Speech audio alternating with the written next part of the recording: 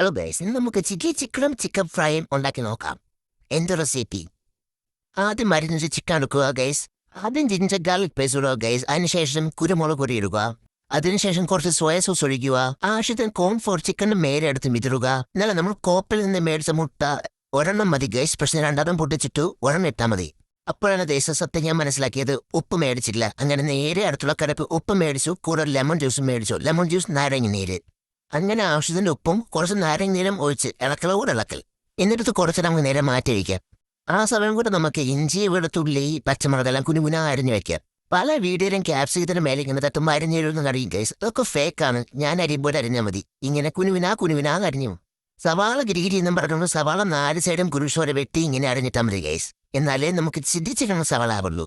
നമ്മൾ കട്ട് ചെയ്തതെല്ലാം ഒരു പ്ലേറ്റിലാക്കി ഇങ്ങനെ മാറ്റിക്കോ ഗൈസ്. അടുത്തൊരു പാൻ എടുത്ത് പാനിൽ ആവശ്യത്തിന് എണ്ണ ഒഴിച്ച് എണ്ണ തിളച്ചോ നോക്കിയിട്ട് നമ്മൾ നേരത്തെ മാരിനേറ്റ് ചെയ്ത് വെച്ച് ചിക്കൻ എടുത്ത് ഓരോന്നായിട്ട് ഇടുക ഗൈസ്.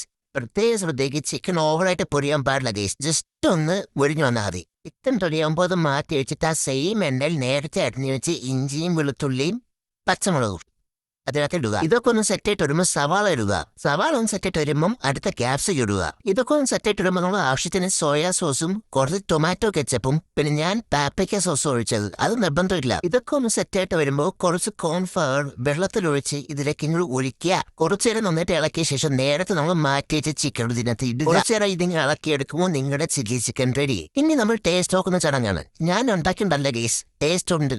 അപ്പോൾ ബൈ ഗൈസ്.